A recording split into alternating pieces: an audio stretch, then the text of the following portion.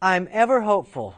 I unfortunately don't see as many changes as I would have thought we'd have seen. I mean, when I started doing this, I never intended to become a public speaker, never intended to become a book author, never intended to host a website. But I did think, after learning history and partners in policymaking, you see what history, what's happened. So you think, okay, we're on this forward trajectory, so we're making some progress, so we're going to keep going up. And then you realize that a lot of times we're going backwards. So that in some areas of our country, you'll see, again, we're trying to get rid of segregation, but you will see oftentimes it's parents or in conjunction with the school system wanting a special school for a special class just for kids with autism or some other condition.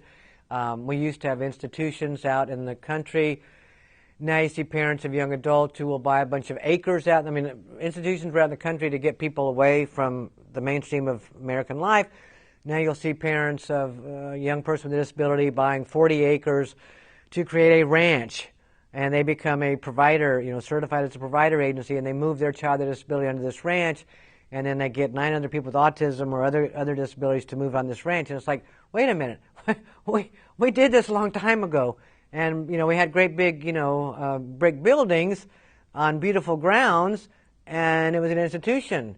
And now you're saying you're going to have this lovely ranch house in, Wyoming or Pennsylvania or wherever, and that's not going to be an institution? I mean, why are we taking people with disabilities out of their natural communities and being included and segregating them? And yet people think that that's making progress. And so,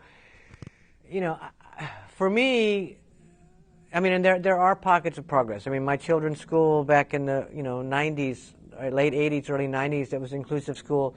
Principal has since retired, but it's still an inclusive school. There are pockets where people are doing good stuff that are, they should probably be getting accolades and all kinds of awards, and they just sort of go unnoticed, but they are doing, great work.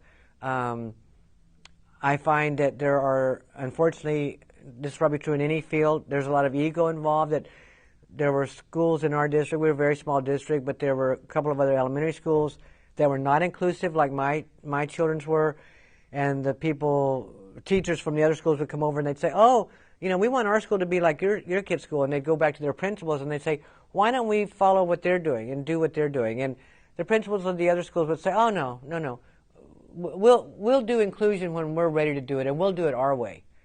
And so it's like, this is about these people's egos. I mean, they don't want to say, oh, somebody had a better idea than we did, beforehand. And so I think the thing that's hard for me as a parent, and I unfortunately realized this years ago, is that a lot of times people that work in this field, as a parent early on, I thought, oh, they're working in this field because they care about me, about our family, and they care about our son. And then I realized, no, actually they don't. That there are turf issues, there's a lot of positioning of who gets what, and, who owns this arena and who owns this and and people with disabilities and families are sort of an afterthought.